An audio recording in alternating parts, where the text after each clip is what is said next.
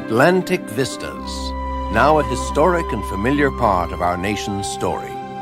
But at one time, sights like these were beyond imagining. 5 centuries ago, when the lands we know today as the Americas lay unknown to the world outside, this was terra incognita, the dwelling place perhaps of dragons and demons. Yet many of these wonders were well known to the native peoples who were scattered across this land. Some places held sacred, others settled in nurturing tribal life.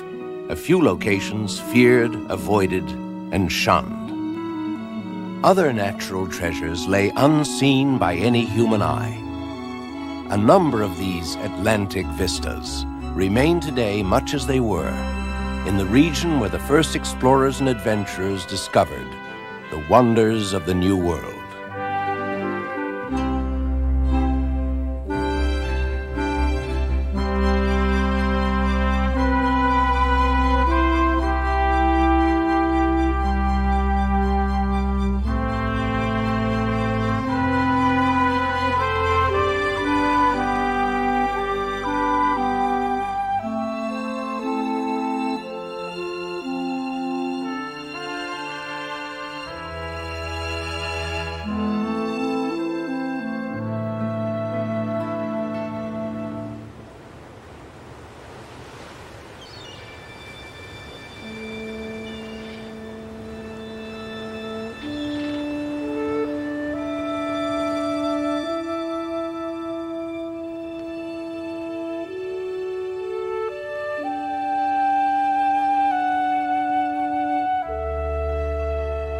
Mount Desert Island on the coast of Maine.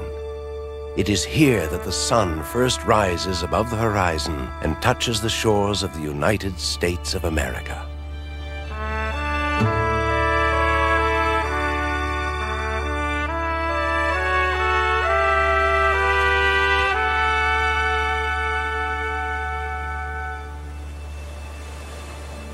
The first rays of sunlight reveal a domain of crashing waves against the jagged coastline, of dramatic headlands, of evergreen-bound lakes and mountains of granite. It must have appeared much as it does today to the first European to venture here almost 4 centuries ago, the Frenchman, Samuel de Champlain. This island is very high and cleft onto 7 or 8 mountains. I named it l'Île des Monts Déserts. In English, this site remains Mount Desert Island, and much of the island will always remain wild, protected within the borders of Acadia National Park.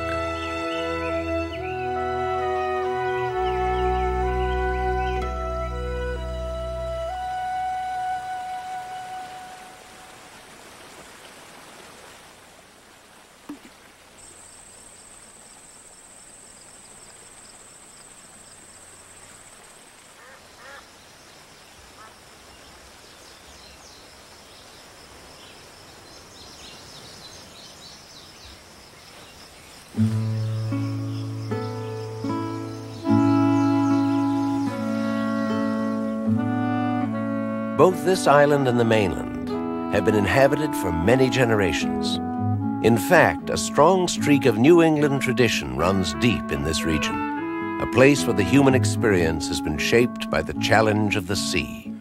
It's a salty tradition of independence, pride in craftsmanship, self-sufficiency, and respect for customs handed down from generations past.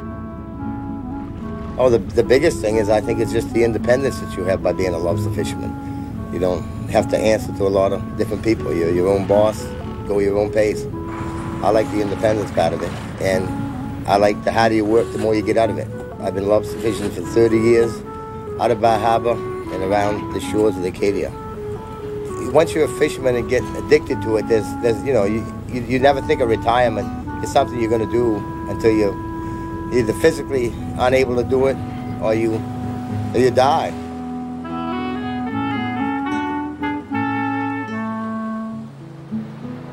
Another link to the past has undergone significant change during the last century.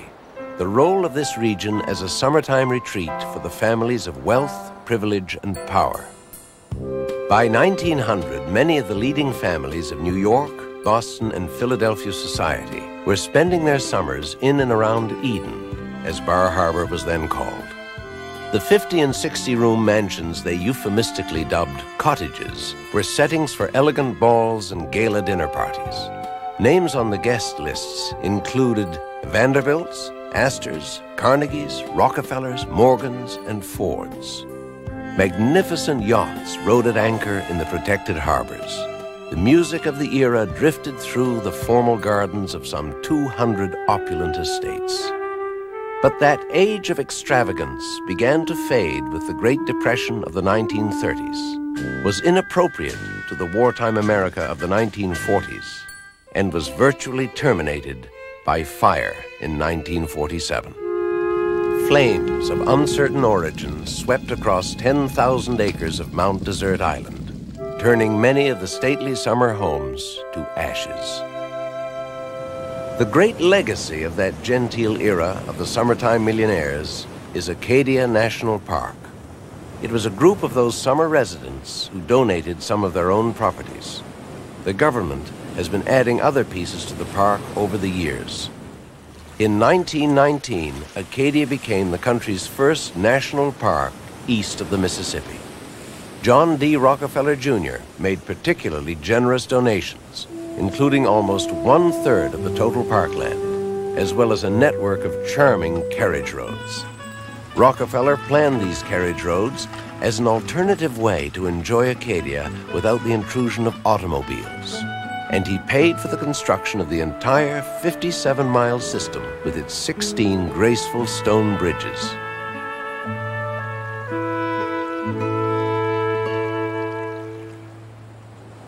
Today, Acadia National Park and the region that surrounds it are unique.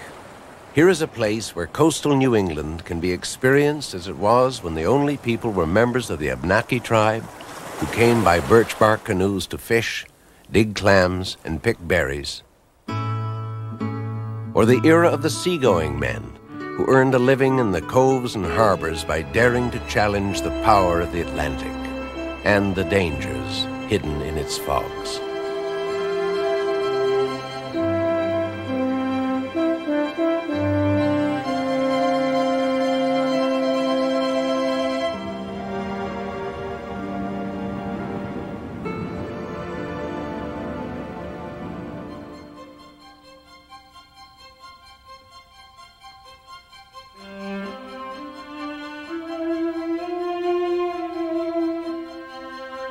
Here in the teeming microhabitat of a tide pool, or along the fjord of Somme Sound, or beside the surging, booming cauldron known as Thunder Hole,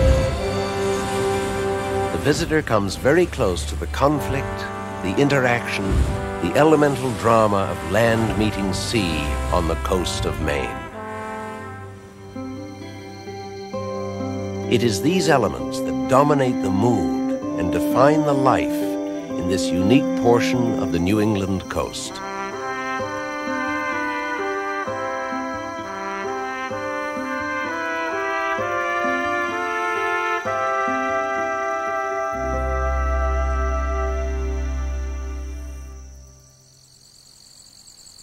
In this same small corner of America, as the warm days of summer cool into autumn chill, one of nature's miraculous transformations takes place. For a few short weeks, New England's rocky hills and valleys ignite in a blaze of color.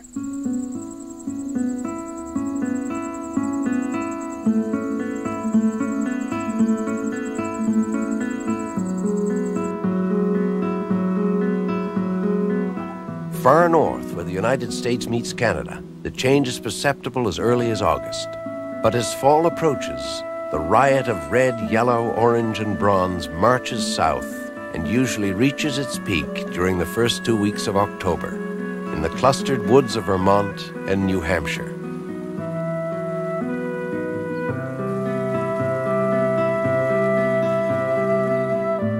This phenomenon has long been a source of inspiration for storytelling and for science. For centuries, Native Americans who made this area their home spoke of red leaves running with the blood of the great bear of the heavens, and of yellow being the cooking fire of the spirits.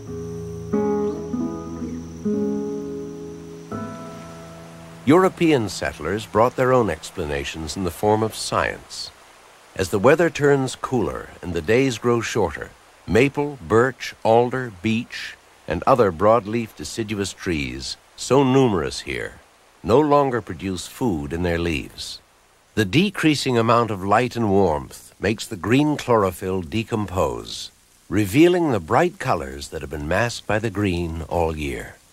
The result is an ever-changing kaleidoscope, different every day, different every autumn, due to tiny variations in heat, rain, and frost.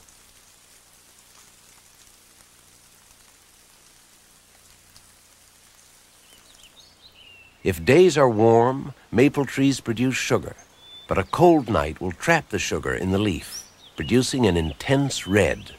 The greater the disparity in temperature, the redder the maple. And when at last no nutrients flow to the leaves at all, they wither and drop off. So precious are these brief days of color that each year the government of New Hampshire organizes a dozen or more volunteers from every corner of the state.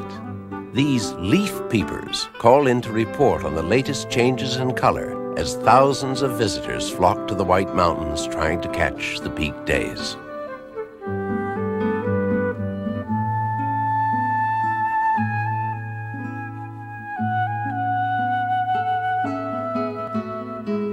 The Kankamogus Highway was laid out as a much-needed east-west route through the White Mountains. It offers leaf-watching vistas without parallel, as it winds its way between the Saco and the Pemigewasset valleys. But the Kank, as residents call it, is just one of the scenic wooded avenues among New England's imposing granite hills. At Franconia Notch, nature provided a convenient mountain pass through which early pioneers clamored to establish farms, mills, and eventually the church-steepled villages that today characterize so much of the New England landscape. Later settlers domesticated the more rugged corners of the region, and in 1869 built the world's first and steepest cog railway to scale Mount Washington. The railway was an engineering marvel, a new technology of tilted boilers and cog gears engaging a center rack rail. It still runs today.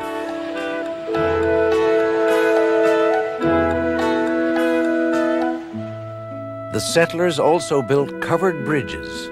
54 still stand in New Hampshire alone. Covered to protect the struts and timbers beneath the roadway, these bridges, some would argue, also calmed nervous horses as they crossed the rushing waters below.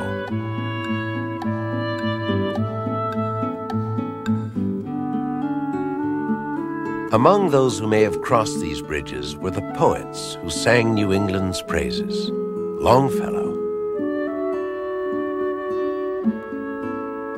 Whittier,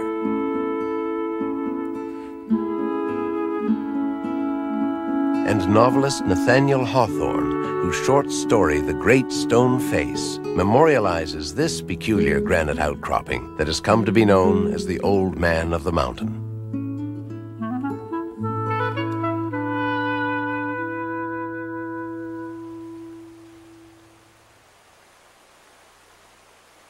This brief season of autumn inspired another New England poet, Emily Dickinson.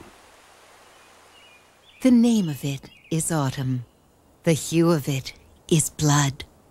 An artery upon the hill, a vein along the road, great globules in the alleys, and oh, the shower of stain when winds upset the basin and spill the scarlet rain. And also Robert Frost, who made his home among the stone walls and clapboard houses of rural New England. The same leaves over and over again. They fall from giving shade above to make one texture of faded brown and fit the earth like a leather glove. Sensitive to the quiet rhythms of nature and the subtle features of the countryside, Frost transformed this quintessentially American landscape into a setting for our deepest yearnings. In Autumn Leaves, he saw not only the splendor of this sunburst of color, but also its unmistakable melancholy. For as the leaves turn, so do our thoughts to the inescapable winter ahead, when nature's vitality is borne away on the swift current of time.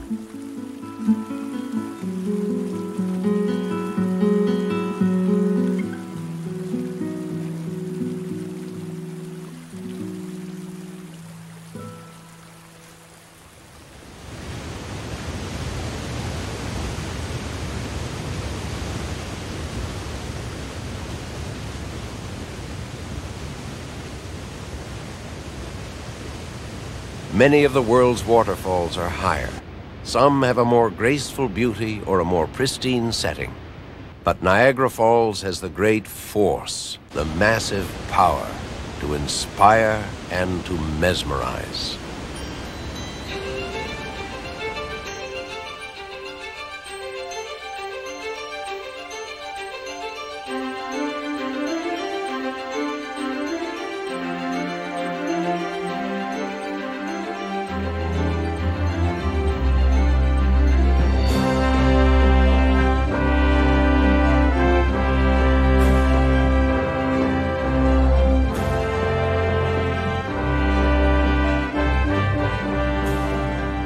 It is little wonder that the first European to describe the falls, the French missionary and explorer Louis Hennepin, reported that the waters of Niagara drop an exaggerated 600 feet, or that another 17th century traveler described the falls as 800 feet high.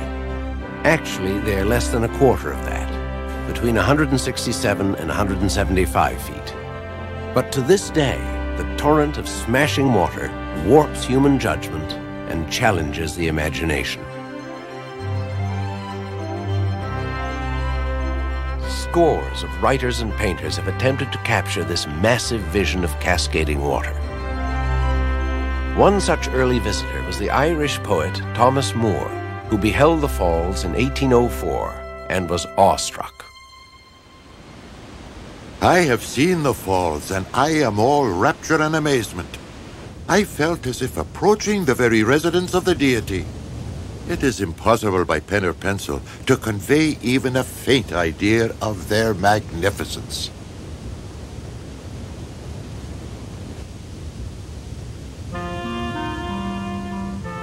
Another writer, the British wit Oscar Wilde, was less reverent. Niagara Falls is simply a vast, unnecessary amount of water going the wrong way and then falling over unnecessary rocks.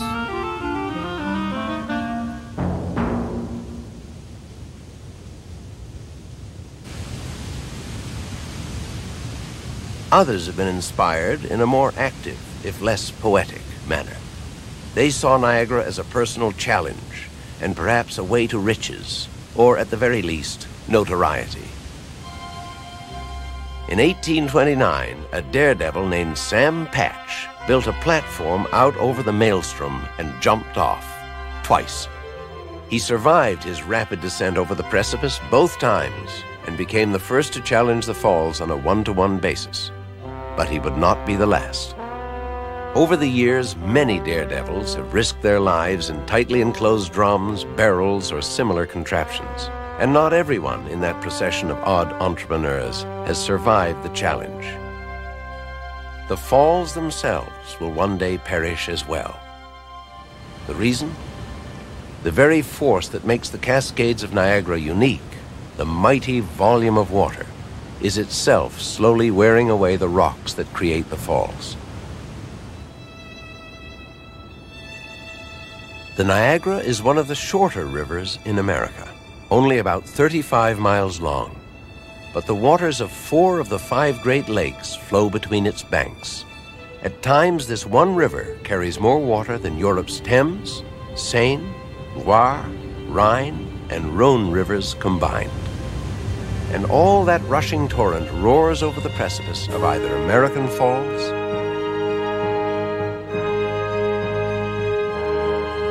Bridal Veil Falls, or the great curved brink of Horseshoe Falls, cascading in spectacular curtains of thundering water and swirling mist. The mighty waters wear away the rock at the brink of the precipice with such force that over the centuries the falls have moved upriver 7 miles. The gorge that stretches below is the aftermath. Engineering surveys kept for 150 years reveal that the ledge of Horseshoe Falls is receding at an average of 3 feet a year. Sometimes huge chunks of rock drop off, as they did at American Falls in 1931 and again in 1954, piling up debris at the base. But most of the wear is in small increments as the softer underlying layers of rock erode.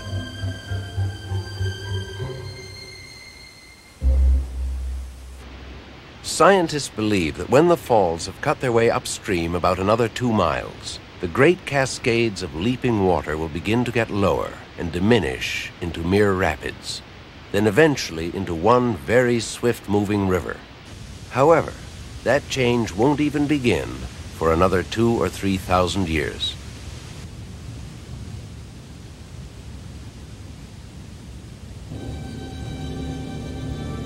That leaves plenty of time for thrill-seekers to put on their slickers and climb aboard the Maid of the Mist to a waterborne, spray-drenched close-up of the cataract.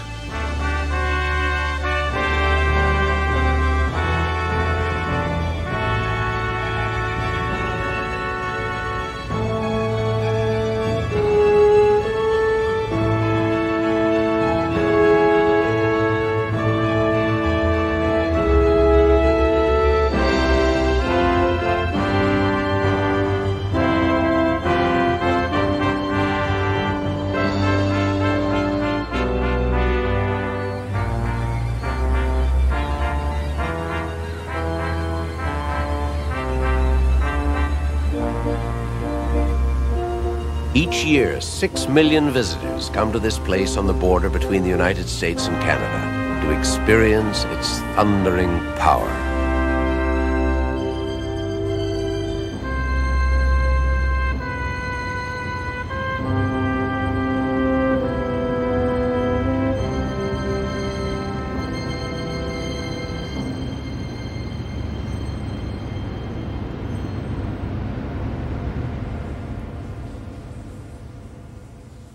Now imagine Niagara Falls frozen in stone and moved to a gigantic cavern far beneath the surface of the earth. This is indeed called frozen Niagara, and it is just one of the fantastic formations lining the tunnels, halls, and twisting corridors of the most extensive cave system in the world.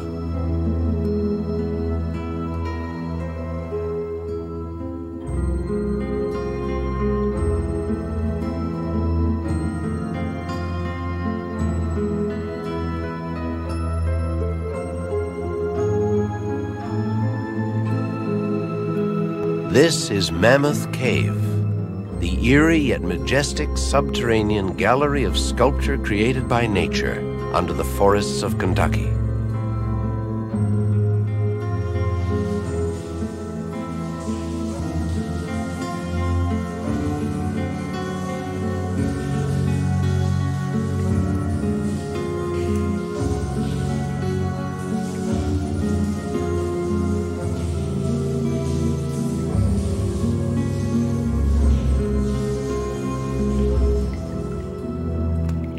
At least 3 rivers course through Mammoth Cave.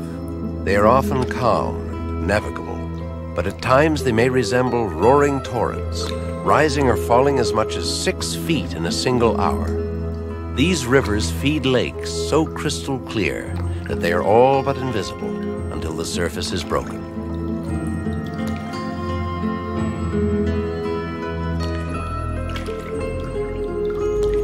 It is with water that nature has excavated, constructed, and adorned this underworld cathedral.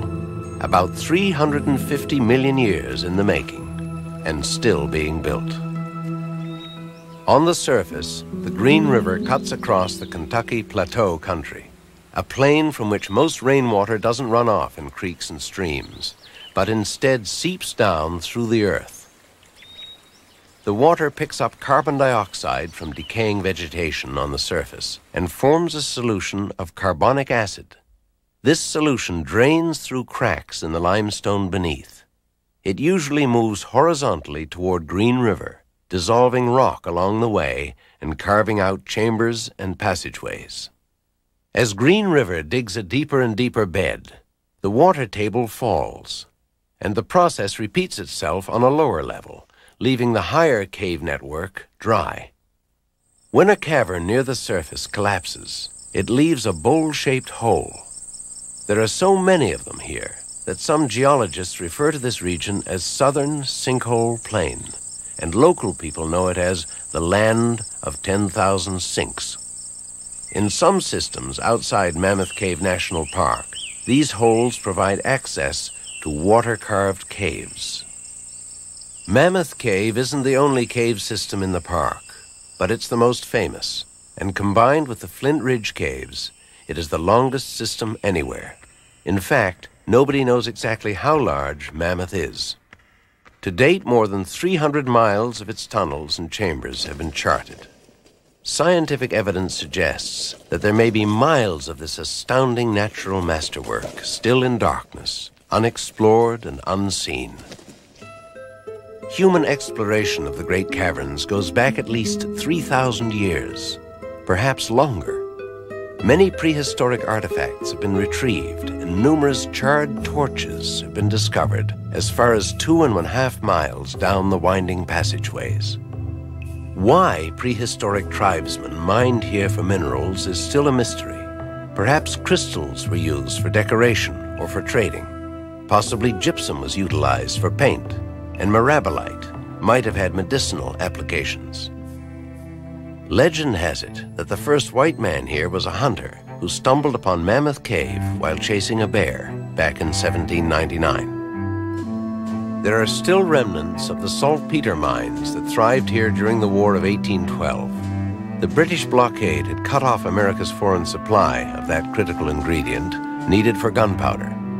But it had been found here in the soil lining the floor of Mammoth Cave. And during that war between England and the United States, the ore was mined by slaves and loaded into wooden vats. Water flowing through these pipes, really hollowed-out tulip poplar logs, leached out the vital nitrates. The bulk of the ore was sent by ox cart and boat to DuPont, Delaware, for processing into gunpowder. Elsewhere in Mammoth Cave, the visitor comes across this unexpected sight: stone cottages. They date from a medical experiment gone wrong. In 1842, Dr. John Cron tried to cure tuberculosis patients by having them live here, where the air seemed pure and the temperature and humidity were stable. After a few months, 2 men died, and the rest left their dark habitat after showing no improvement in their health. But by then, Mammoth Cave had already become a famous tourist destination. At first by stagecoach, later by train, people came from many parts of the nation, and even from Europe and South America, to see the exotic natural phenomena they had heard existed in the far underground reaches of Kentucky. Millionaires, royalty, celebrities, high society, and the simply curious, they climbed down to see Mammoth's wonders. In 1876, this particular spot inspired the great tragic actor of his day, Edwin Booth, to recite from Hamlet. Or not to be. That is the question. Whether 'tis nobler in the mind to suffer the slings and arrows of outrageous fortune, or to take arms against a sea of trouble. After that performance, this place became known, of course, as Booth's Amphitheater. It was continuing a tradition started 25 years earlier when the most popular singer of her day, Jenny Lind, the Swedish nightingale, performed while sitting on a nearby formation, since christened Jenny Lind's Armchair.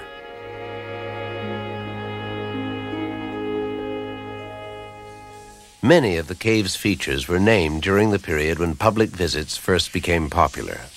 passages, rooms, and formations honored not only people, but gods, biblical and mythological places, impressive buildings, streets, and everyday objects. And sometimes it was just a matter of whimsy or humor.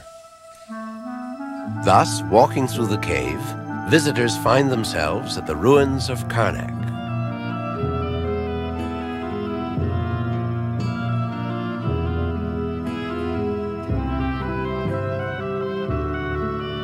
On Cleveland Avenue,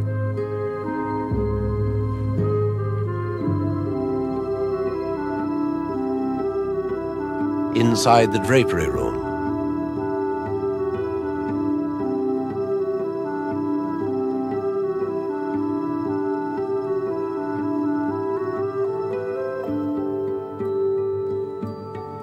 beneath Rainbow Dome,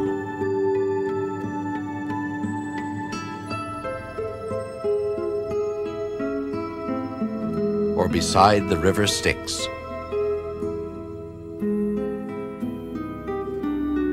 But perhaps the most fitting name of all is the most direct, the one for the complex of caverns and for this entire national park as well, Mammoth Cave.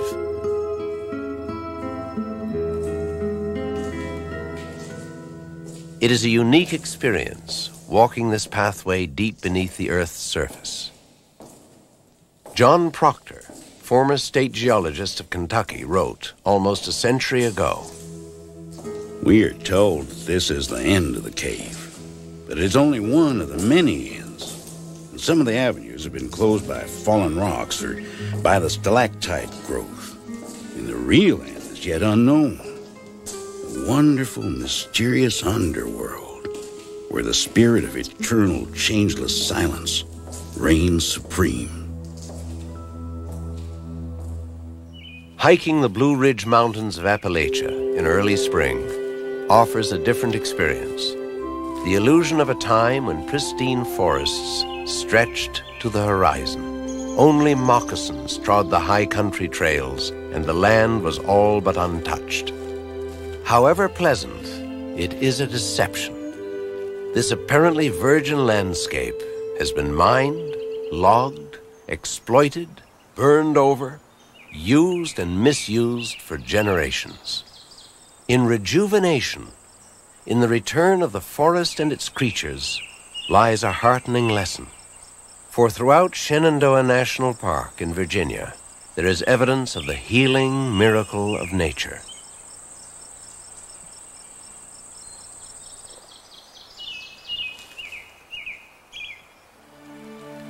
Forests have reclaimed 95% of Shenandoah National Park. But within its 300 square miles exist relics that speak of a human past. More than 100 cemeteries are within the park boundaries. Headstones in the forest engrave history on the land. The intertwined lives of Native Americans, servants, African slaves, and the independent mountain people, whom Edgar Allan Poe described as fierce and uncouth races.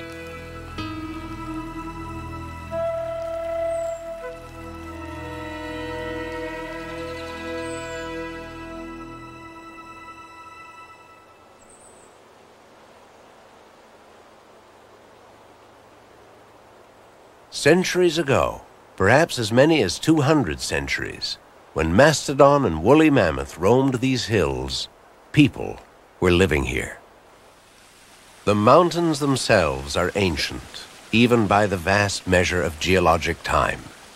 They were created by movement of the Earth's crust more than 1 billion years ago, followed by centuries-long volcanic activity. The lava deposits resulted in massive greenstone cliffs spotted with remarkable formations. These mountains are also a place of fable and myth. Even the name Shenandoah suggests a romantic tale. In one Native American dialect, Shenandoah means daughter of the stars. But the most enduring legend is that the tribes native to this area, the Monacans and the Manahoics, had incredibly rich mines of gold and silver. Many of the 17th century colonists in Jamestown to the east were obsessed with these stories. The myth persisted through the years, and so did the fortune seekers. But the colonists never found the rumored mines. It was in the 1700s that European immigrants started to arrive here in force. First came the rough-hewn log cabin pioneers, but others soon followed, with money to invest. They became masters of large plantations. Tens of thousands of forest land acres were burned off and cleared for vast private domains on which owners grew wheat, tobacco, flax, and hemp. Shortly after the American Revolution, iron ore was being mined in the Blue Ridge Mountains, and more trees were cut for these operations, including making wagons for transport and for the charcoal needed to smelt the iron ore.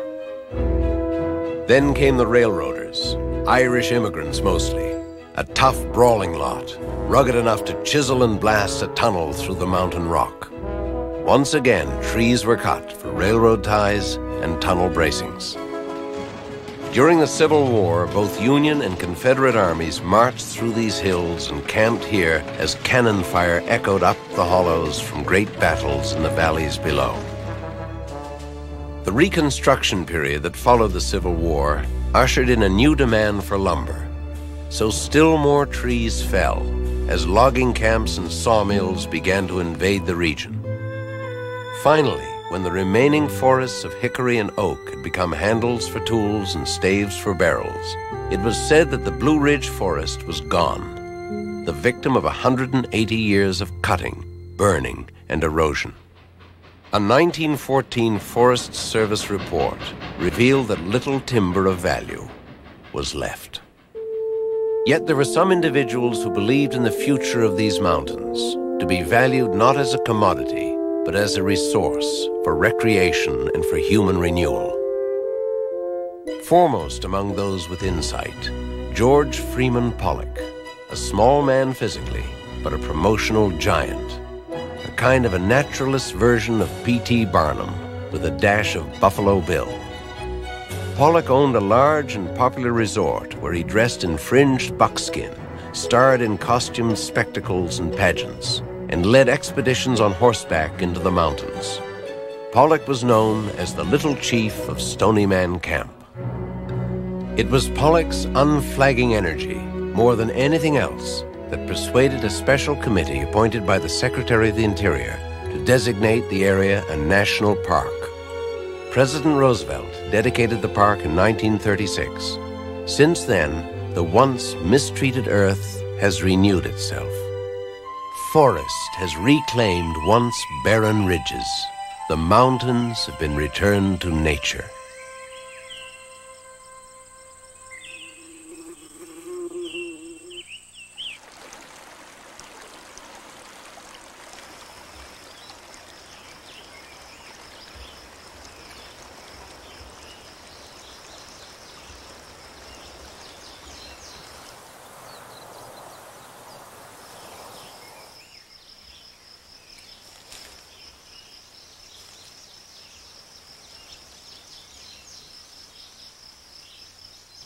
Today, nearly 500 miles of footpaths crisscross the park, including 95 miles of the Appalachian Trail.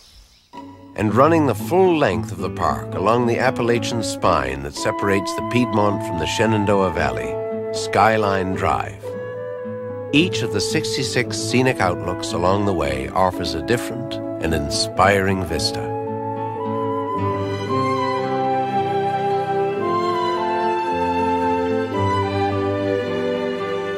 After 105 miles, Shenandoah Park's Skyline Drive connects with the Blue Ridge Parkway, the high road into another of America's scenic wonders, the Great Smoky Mountains. It was the original inhabitants who gave this fascinating realm the name that it bears to this day. The Cherokee, who lived in the valleys and along the river bottoms, called it Shakonegay, the place of the blue smoke. The haze that constantly drifts, slides, and shifts across the ridges brings to this Appalachian land an an undeniably mysterious mood.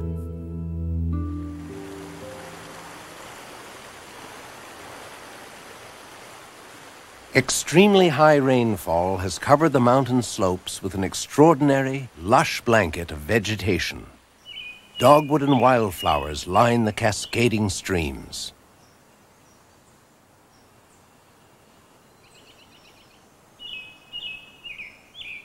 The water vapor and oily residues from the forest growth cast the blue fogs and mists across the peaks and into the valleys.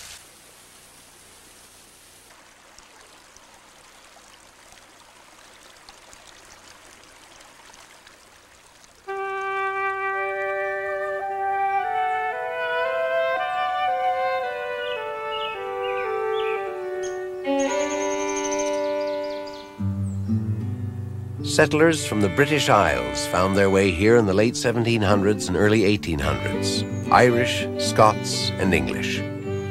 They built simple cabins back in the coves. Life was hard and farming was difficult in the rocky soil.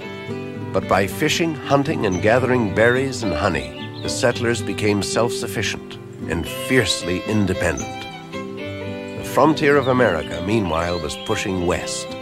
Appalachia was bypassed, which seemed to suit many of the mountain people just fine, for they had created their own unique style of living. They had become fine craftsmen as well. Their ingenious adaptations of the forest for building are unsurpassed. The cane-bottom chairs, the spinning wheels, the handcrafted musical instruments, the weaving, quilting, and natural dye-making are still very much alive in the Smokies today, as is the art of spinning a yarn. It's mighty peaceful here in these great Smoky Mountains, isn't it? Long ago, all the people lived in peace. A snug valley called Cades Cove on the Tennessee side of the national park is a repository for the culture of the great Smoky Mountain people, an individualistic, self-reliant breed who take pride in craftsmanship, dictated by a maxim of these hills: make do or do without.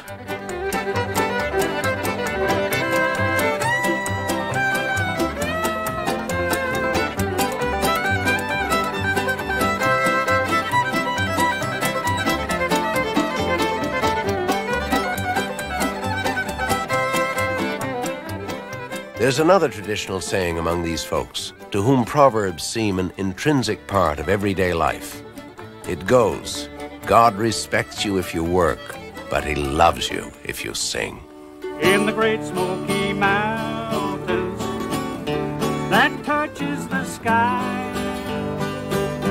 where a man is born free. If the Great Smoky Country has not fully surrendered to 20th century America, contemporary America has certainly made its inroads on life in these mountains. Unfortunately, there may come a day when the dulcimer and the fiddle are no longer heard in the valleys, when mountain speech has ceased to reflect that homespun poetic wisdom, and when no one remembers the intricate design of a family quilt or the art of beautifully whittled wood. But for now, they all seem as much a part of these forests and hills as the shifting gossamer vapors that drift in curtains up the ridges of the Great Smoky Mountains. Than the Great Smoky Mountains, this land that I love.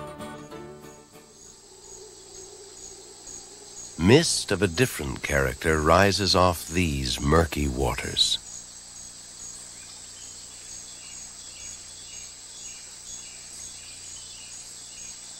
It almost seems to lurk, hovering over the drooping moss. It creeps along the oozing earth and hides the watchful eyes of a floating alligator.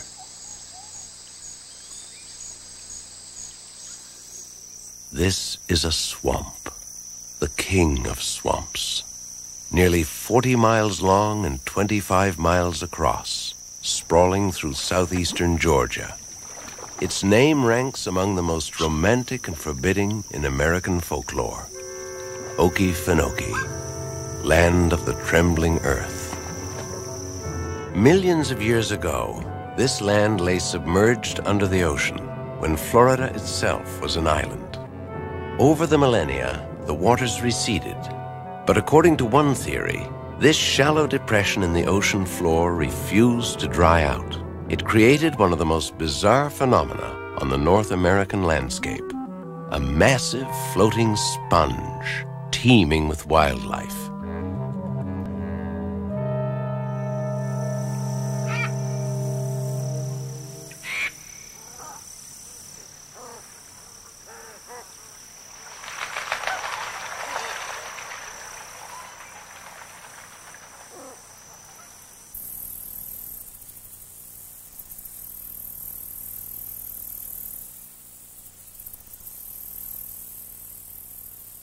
Here at Okefenokee, vegetation is in a constant state of decay.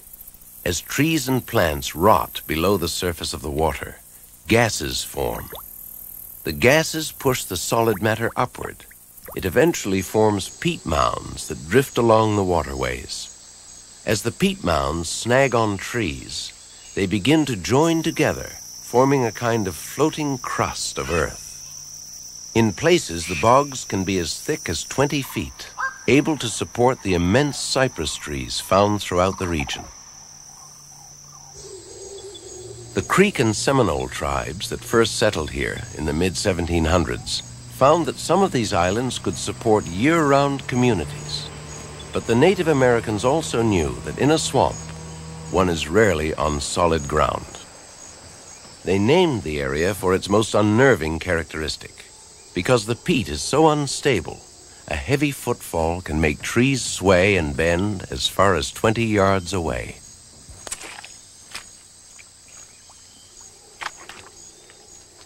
After early settlers drove the Creek and Seminole out in the 1830s, Okefenokee became the stuff of legend. There were rumors of outlaws in hiding, of Civil War prisoners and deserters, and of runaway slaves. But more likely, there were just a few homesteading pioneers. Composer Stephen Foster honored these men and women and the Suwannee River in his song Old Folks at Home. Way down upon the Suwannee River, far, far away, there's where my heart is turned. The swamp has survived human enterprise and human folly. In the 1890s, Georgia lumber barons attempted to drain the land in order to harvest its cypress and create plantations. They got off to a good start, dredging the 20-yard-wide Suwannee Canal. But the primordial bog refused to be drained dry, and their scheme, and those of other lumber companies that followed, eventually collapsed. The man-made canal remains, today providing access to the swamp's prime attraction, its animal life. Since 1937, nearly 4/5 of the swamp has been protected as the Okefenokee National Wildlife Refuge, the largest in the East. Between 10 and 20,000 alligators roam these waters. They're usually seen lounging about on a riverbank or a log. It's not that they're lazy. As cold-blooded reptiles, they have to soak up the sun's rays in order to function.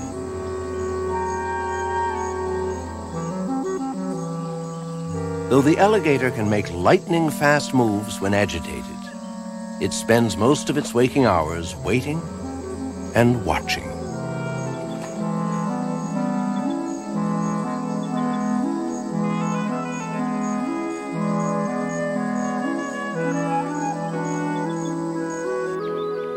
The refuge is also home to raccoons, otter, and countless birds, including the white ibis and black vulture.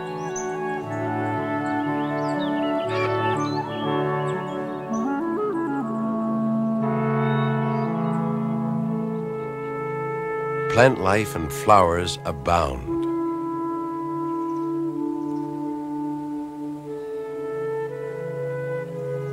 Ever present is the cascading Spanish moss, not really a moss at all, but a rootless plant that derives all its nutrients from air and rain.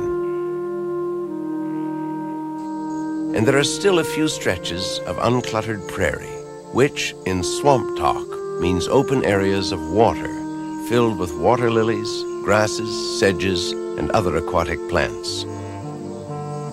At Okefenokee, even the water itself is remarkable and a little eerie.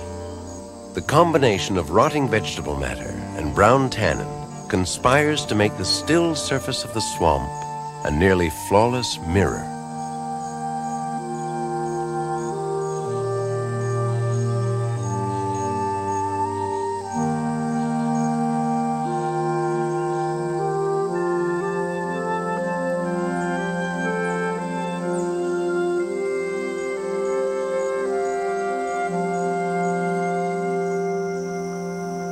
As in the last century, flat-bottomed john boats steered by pole, as well as canoes and kayaks, remain the only sure ways to maneuver through quaking Okefenokee.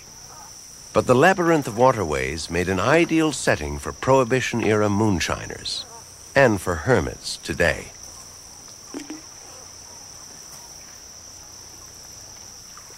The stories one hears about Okefenokee's history are as rich and murky as the swamp itself.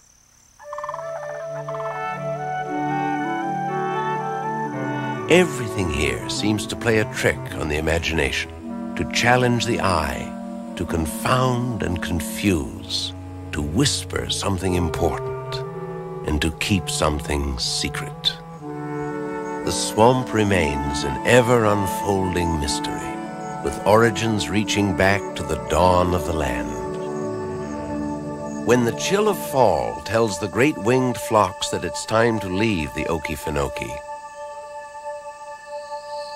many of the birds come to rest just 350 miles to the south, in a place with mysteries and secrets of its own.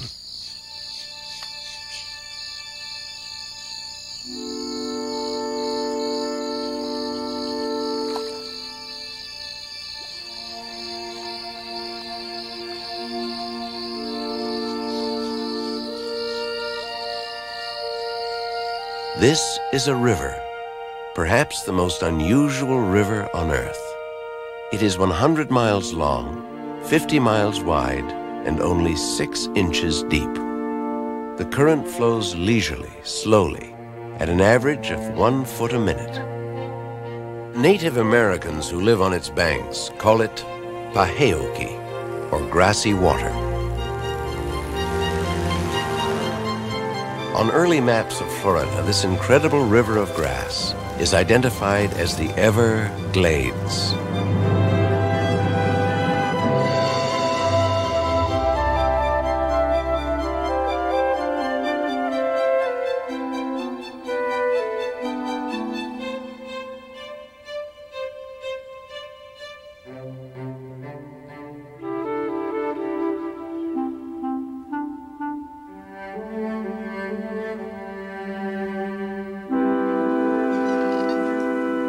Covering the entire southern end of the great Floridian Peninsula, this is one of the most abundant natural ecological systems that ever evolved. The Everglades teem with life. This ecosystem supports more than 350 species of birds, including the magnificent snowy egret. Its plumes were once prized decorations for women's hats, and the snowy egret was all but hunted to extinction. If egrets are the flying aristocracy of the Everglades, then the manatee must be the waterborne jester of the swamplands. This baleful-looking creature, sometimes called a sea cow, peacefully grazes the grassy beds of marine plants. Believe it or not, tales of the sea credit the manatee with being the basis for the mermaid legend. If that is true, the sailor who imagined it must have been at sea a very long time. Of the many wild species living in the Everglades, among the rarest is this big tawny cat, the Florida panther. The Everglades are the last stronghold of panthers anywhere in the eastern United States. Though protected, the panthers are still disappearing even here, where the environment itself is in a constant state of renewal and change. After late winter drought has dried the river grass, lightning-induced fires sometimes sweep through the Everglades. When autumn storms churn in from the Caribbean, they can wreak devastation, but also build new habitats as sand, silt, and earth are shifted and redistributed. Today, mangroves, trees that can grow in salt water, are spreading in vast groves from the southwest as less and less fresh water makes its way downstream. Silt and mud collect around the mangrove roots, gradually turning swamp into solid land. The wild population of the Everglades is changing too. More and more West Indian creatures, mostly birds, are finding their way here from the islands of the Caribbean. It is an uncommonly fragile environment, one of conflicts, contrasts, and continual interaction and adjustment. The Everglades are one of America's richest wildlife regions.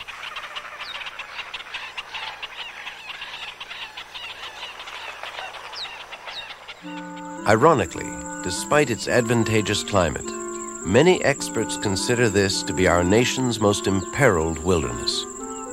Some 1.4 million acres have been set aside as Everglades National Park.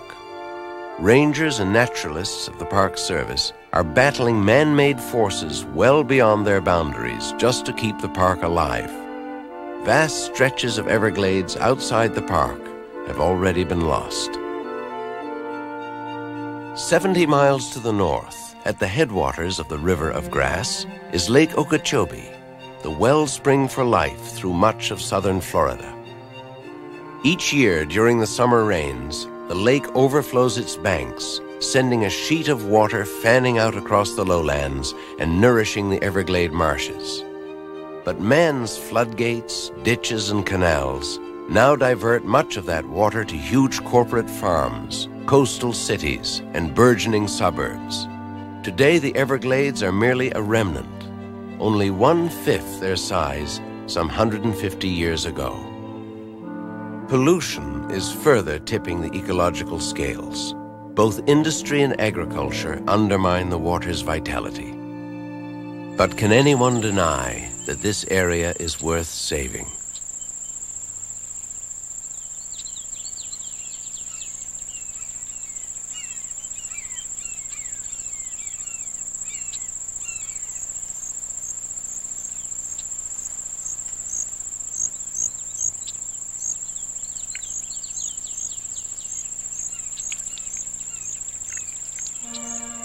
Even in its diminished state, the Everglades are impressive. The vast watery prairies of sawgrass, the hammocks, those low islands with their jungle-like tangles of ferns and air plants, the dazzling variety of exotic orchids, one of the most magnificent natural collections in the world, the creatures to whom the sea of grass and snarled mangrove swamps are home and sanctuary.